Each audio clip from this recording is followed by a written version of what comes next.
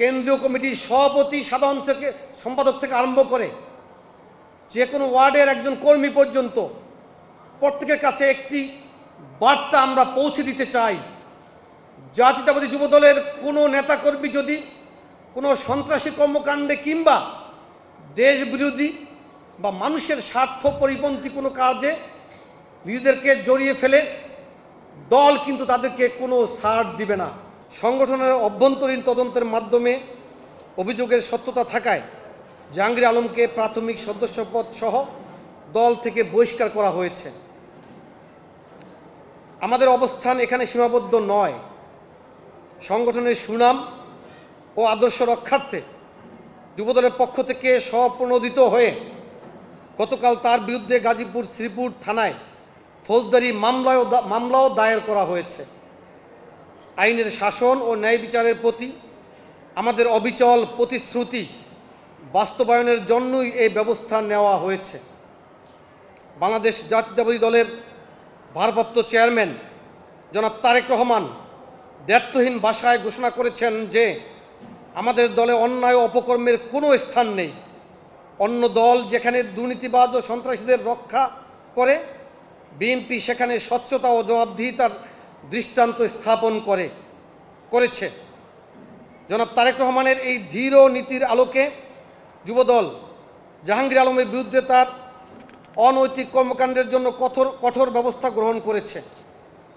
জাতীয়তাবাদী যুবদল সুস্পষ্টভাবে জানিয়ে দিতে চায় যে কোনো ব্যক্তি বা গোষ্ঠী সংগঠনের নাম ব্যবহার করে বেআইনি কর্মকাণ্ড চালানোর সুযোগ পাবে না। ভবিষ্যতে যাতে কেউ সংগঠনের সুনাম ক্ষুণ্ণ করতে না পারে সেজন্য জাতীয়তাবাদী যুবদল কঠোর নীতি গ্রহণ করবে। জাতীয়তাবাদী যুবদল কেন্দ্রীয় নির্বাহী কমিটির সভাপতি আব্দুল মোনায়েম মুন্না ও আমি সাধারণ সম্পাদক হিসাবে দলের সকল পর্যায়ের নেতাকর্মীদের এই বিষয়ে সতর্ক থাকার আহ্বান জানাচ্ছি।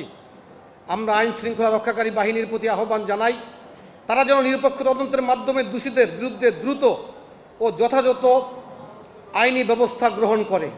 অতীতে আমরা লক্ষ্য করেছি দলের কোনো নেতাকর্মী যদি কোনো অন্যায় করত, সন্ত্রাসী কর্মকাণ্ডে জড়িয়ে পড়ত, তাহলে সেই সকল দল সেই সকল সন্ত্রাসীদেরকে আড়াল করার জন্য অস্বীকার করার এক ধরনের সংস্কৃতি তৈরি করেছিল।